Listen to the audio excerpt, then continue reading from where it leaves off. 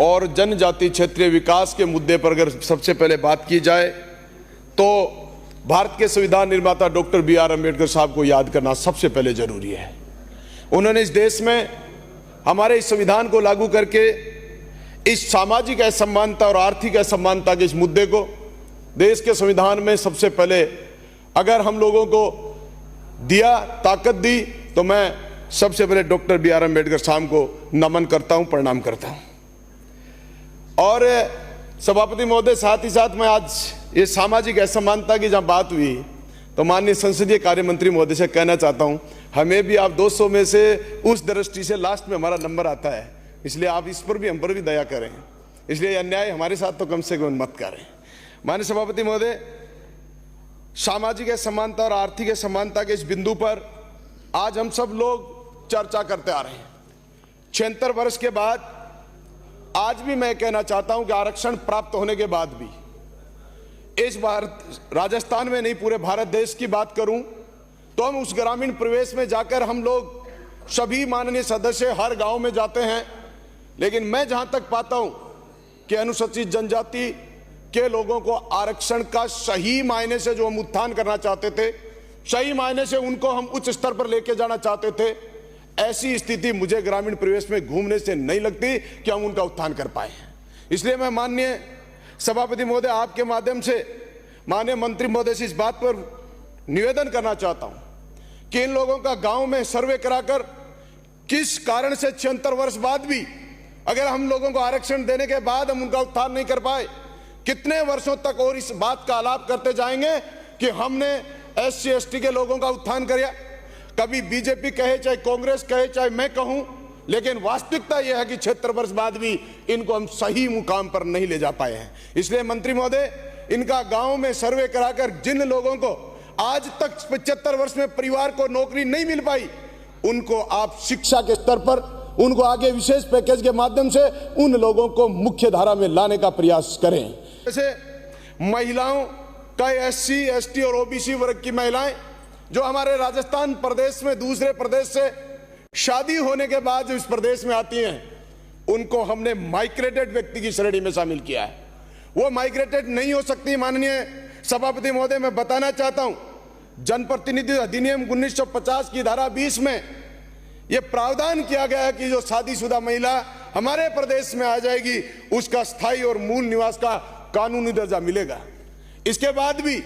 हमारे क्षेत्र में जब उपखंड अधिकारी तहसीलदार कार्यालय में जाते हैं, इनके जाति प्रमाण पत्र नहीं बनते। इस कारण से नहीं बनते कि दूसरे प्रदेश से आई हैं, इसलिए इनको आरक्षण का लाभ नहीं मिलेगा। मैं कहता हूं आरक्षण का लाभ मिले कि नहीं मिले, उस इससे ऊपर छोड़कर जब ये मूल और स्थायी निवासी बनती हैं तो इनका कम से कम सामान्य रूप से जाति प्रमाण पत्र बनना चाहिए। इसके साथ ही EWS की भी अब हमारे सामने स्थिति है। इन महिलाओं को भी अब आरक्षण में यहां EWS का सर्टिफिकेट बनता है उन महिलाओं का, लेकिन स्पष्ट प्रावधान नहीं करने के कारण काफी कार्यालयों में जब EWS का महिलाएं सर्टिफिकेट बनवाती हैं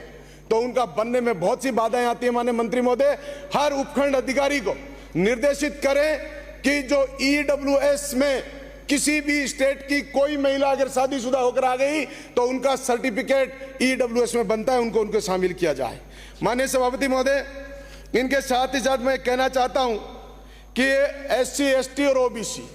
3 श्रेणी के लोगों को आप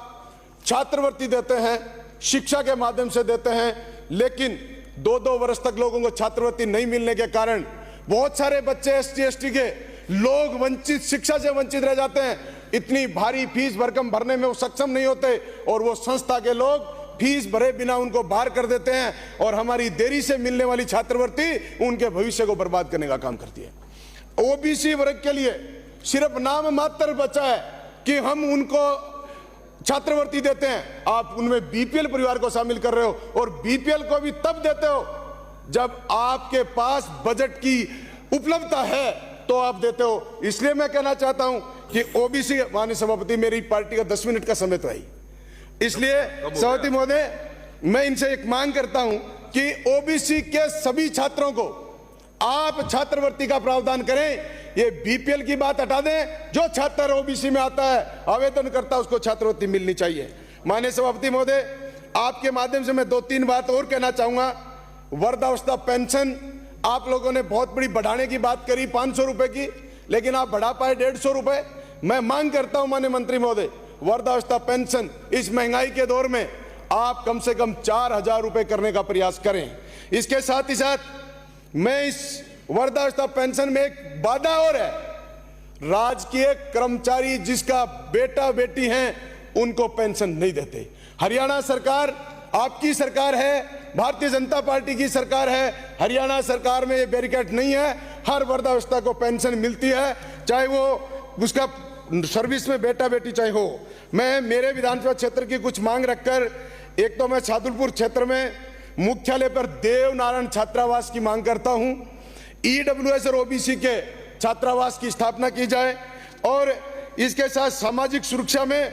सबसे बड़ा हमारे तहसील मुख्यालय सिद्धमुख और उप तहसील हमीरवास, हमारे यहाँ आप सामाजिक छात्रावास का निर्माण करने का काम करें। एक बड़ी सामाजिक सुरक्षा का ही एक विषय मानता हूं मैं तो, आरटी में जो छात्र शामिल हो रखे हैं जिनको प्राइवेट विद्यालय में एडमिशन दे दिया गया, पिछले लंबे अरसे से सरकार उनका भुगतान नहीं कर रही है, इसलिए विद्यालयों से हमारे उन बच्चों को शिक्षा से वंचित किए जा रहे हैं या उनसे पैसे वसूले जा रहे हैं। इसके साथ ही महिला वर्ग के लिए एएनएम या शिक्षा विभाग में जो प्राध्यापक हैं उनके बारे में आप बार बार कहते हैं, लेकिन उनको अपने नजदीक स्थान पर आप नियुक्ति नहीं दे पा रहे हैं, इसलिए उन महिलाओं के साथ सामाजिक बड़ा भेदभाव है। माननीय सभापति महोदय, एक दिव्यांगों का प्रश्न मेरा है, आपने स्कूटी की घोषणा करी है, 2000 की करिए, हो सकता है बढ़ा देंगे 5-10 हजार कर देंगे, लेकिन एक बैरिकेड और है इसमें, 80% वालों विकलांगता को आप स्कूटी देने की बात करते हैं। मैं कहता हूं कि इसको हटा दीजिए, जो दिव्यांग है काबिल है उसको जरूरत है तो उसको स्कूटी उपलब्ध होनी चाहिए। माननीय सभापति महोदय, इसके साथ ही 40 वालों को दोगे, धन्यवाद आपका। हमारी मांग पर एक मैं कहना चाहता हूं, घुमक्कड़ जातियों के लिए आप लोगों ने इतने वर्षों में कोई भी घुमक्कड़ जाति में जिस तरीके से आपका भोपा, लुहार, बावरिया, मिरासी, दमामी, रेबारी, गंवारिया, इन जातियों के लिए आज तक सरकारों ने स्थायी निवास की कोई व्यवस्था नहीं करी, और स्थायी निवास की जब तक व्यवस्था नहीं कर पा रहे हैं तब तक इन लोगों का उत्थान नहीं हो सकता। माननीय सभापति, एक मेरी विशेष मांग, लोग मेरे से गांव में जाते हैं, मांग करते हैं, आपसे भी करते होंगे,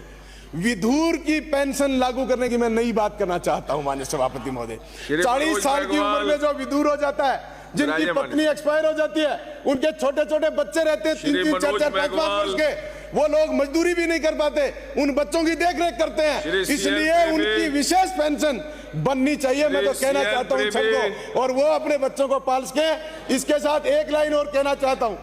जो विधवा महिलाओं की आपकी पेंशन है, वो बड़ी उम्र में आप पेंशन ज्यादा देते हैं, मैं कहता हूं विधवा को छोटी उम्र में पेंशन ज्यादा दी जाए, इसलिए विधवा महिलाओं को छोटी उम्र में पेंशन ज्यादा दी जाए, बड़ी उम्र में चाहे कम कर दी जाए। इसलिए माने सभा